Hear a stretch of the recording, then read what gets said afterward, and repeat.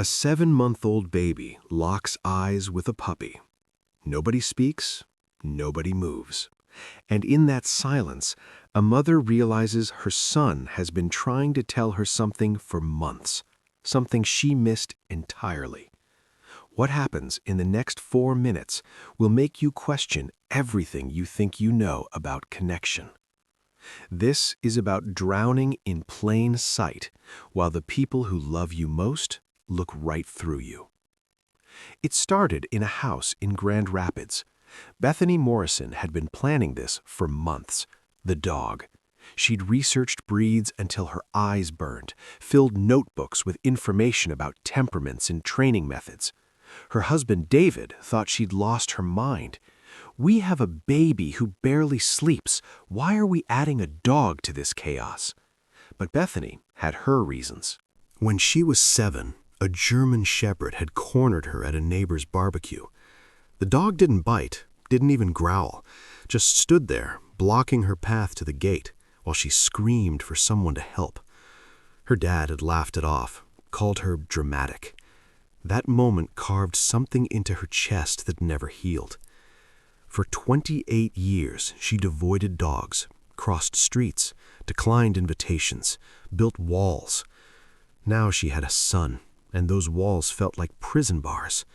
She refused to hand him that same fear, refused to let one bad moment define his entire childhood. So she researched. Golden retrievers, known for patience, good with kids. Every form said the same thing. They put down a deposit, waited 2 months for the litter to be ready. And in those 2 months, her son started disappearing. Not physically, worse. Mentally, emotionally.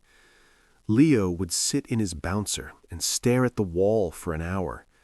Wouldn't track her face, wouldn't respond to his name. During feedings, he'd look past her like she was furniture. The pediatrician waved it off. Developmental delays. Give it time. All babies are different. But Bethany knew. Mothers always know. David saw it too, but didn't say anything. He'd come home and find her on the floor, clapping, singing, waving toys in Leo's face, desperate for any kind of reaction, any sign that her son knew she existed. The baby she'd carried for 9 months seemed perfectly content in a world where she wasn't necessary. If you've ever loved someone who couldn't love you back, you know this feeling. What happened next changed everything. Pickup day was cold. October in Michigan. Gray sky, temperature dropping. They drove 90 minutes north to a farmhouse that smelled like hay and wet earth. The breeder brought out 4 puppies. 3 of them bolted toward David, tumbling over each other. The 4th one hung back, smaller, hesitant. He walked slowly to the car seat where Leo was sleeping and just stopped, sat down, stared through the mesh at the baby. "That one worries me," the breeder said. "He doesn't play, doesn't roughhouse with his brothers. Vet cleared him, but something's off. He's just not like the others." Bethany felt something crack open in her chest. "We'll take him." David blinked. "Are you sure? We haven't even seen them interact. Maybe wait until Leo wakes up, see how—" "We're taking him." She didn't know why, couldn't explain it, just knew. They named him Tucker.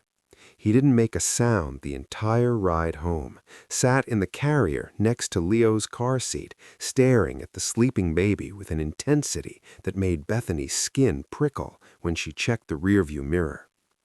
When they got home, David set up the puppy station, food, water, bed, everything organized.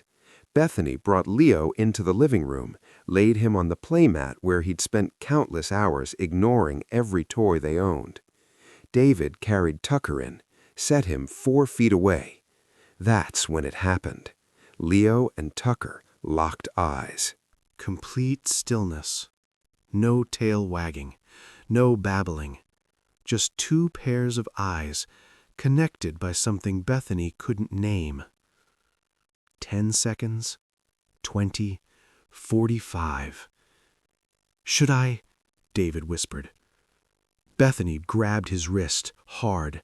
She couldn't explain it, but she knew they needed to stay silent, stay invisible. This moment wasn't theirs. A full minute passed. Then Tucker stood, moved forward with steps so deliberate they seemed choreographed.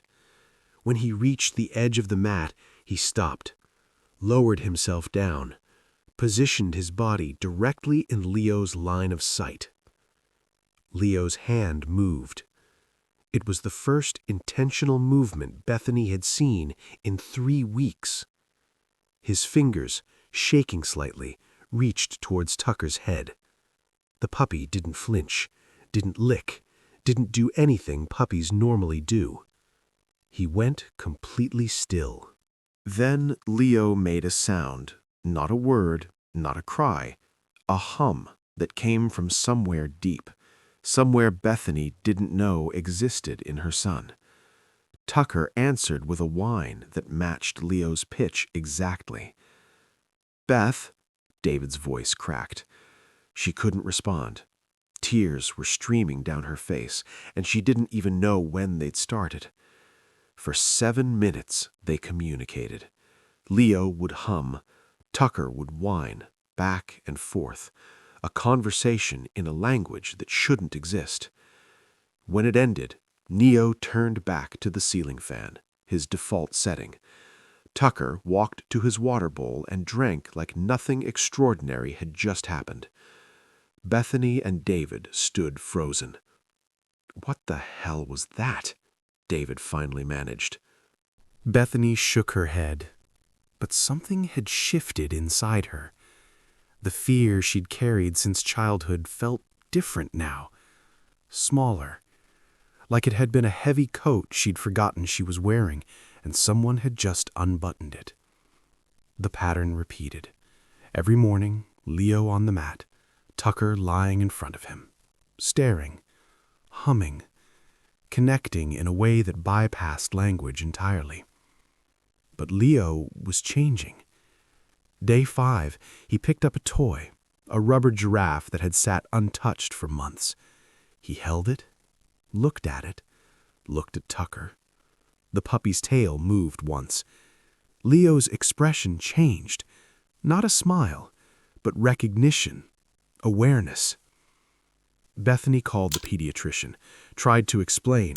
"My son interacts with our dog but not with people" sounded alarming, not miraculous. They scheduled evaluations, autism screening, sensory processing assessment. The words felt like anchors. But Leo kept changing. He started following objects with his eyes, turned his head when David came home, stopped crying the second Bethany picked him up, like he'd finally connected her touch with comfort. And it all traced back to Tucker. 8 weeks after bringing Tucker home, everything changed again. Bethany was folding laundry. Leo sat on his mat, Tucker beside him. The TV played some cooking show nobody was watching.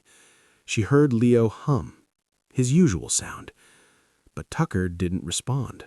Instead, the puppy stood, walked to the front door, sat, stared at it. Then he started barking. Not playful puppy barking, sharp, urgent, alarm bells. "Tucker, what?" The doorbell rang. Every hair on Bethany's arms stood up. Nobody was scheduled. Mail had already come. David was at work. She checked her phone. Security camera showed a woman she'd never seen, holding a clipboard. Bethany opened the door 6 inches. "Yes?" The woman smiled, professional, practiced. "Hi, I'm with County Health Services. We're checking carbon monoxide detectors. Gas leak 3 blocks over, just making sure everyone's equipment is functioning." Bethany's detector was in the hallway. She'd tested it 6 months ago. "Ours is fine, thanks." "I'm sure it is, but we had a family last month who thought the same thing. Their detector was malfunctioning. By the time they realized..." The woman trailed off, let the implication hang. "Takes 30 seconds." Bethany stepped back. "Okay." The woman walked straight to the hallway unit, pulled out a testing device, held it close. Her expression shifted. "When did you last check this?" "6 months ago. It worked fine." "The sensor's dead." She pressed the test button. Nothing. "You have gas appliances?" Bethany's stomach dropped. "Furnace, water heater." The woman pulled another device from her bag, walked through the house. When she reached the hallway near the bedrooms, it started beeping. Slow at first, then faster. "You need to leave. Now. Get your baby and get out." Bethany moved on autopilot, grabbed Leo, grabbed Tucker's leash, outside in 9 seconds flat. The woman followed, already calling someone. Fire department arrived in 9 minutes. Confirmed a leak in the furnace exhaust. Small, not immediately lethal, but building. Another week, maybe 2, and the levels would have been catastrophic. Carbon monoxide hits babies first, developing lungs. Symptoms look like fussiness. By the time you notice, it's too late. After everyone left, Bethany sat on the front steps, Leo in her lap, Tucker pressed against her leg. Her hands were shaking. Not from fear, from realization. Tucker had known. Somehow that puppy had sensed something wrong and alerted her the only way he could, barking at the door 30 seconds before the bell rang, before Bethany had any reason to open it, before she knew anything was wrong. If the inspector had come tomorrow, if Bethany had been upstairs and missed the doorbell, if Tucker hadn't barked and she'd ignored it, she couldn't finish that thought. David came home in 20 minutes, sat beside her on the steps. Neither spoke. Leo was playing with Tucker's ear, more engaged than Bethany had ever seen. "I don't believe in fate," David said quietly, "but I don't know what else to call this." Bethany didn't either, but sitting there with her son and the puppy who saved him, she stopped needing an explanation. That night, after the furnace was fixed and the house cleared and Leo was asleep, Bethany sat on the kitchen floor next to Tucker's bed. The puppy was awake, watching her with those same intense eyes that had first found Leo. "I don't know what you are," she whispered, "but thank you." Tucker's tail wagged. Twice. Then he put his head down. The evaluation results came 3 weeks later. Autism spectrum disorder, level 1. With intervention and support, the neurologist said, Leo would develop communication skills and live a full, normal life. Bethany asked about the dog. The neurologist smiled. "Keep the dog." Leo's 3 now. Uses some words, not many, not always clearly, but they're there. He makes eye contact sometimes. Plays near other kids at the park, though rarely with them. Tucker's always close, not hovering, not restricting, just present. A shadow made of fur and unconditional understanding. Sometimes it looks like a baby and a puppy staring at each other in complete silence, understanding something the rest of us will spend our whole lives trying to comprehend. Hit that like button if this story got to you. Subscribe because I tell stories like this every week. Real people, unexpected moments, the small miracles hiding in small sight.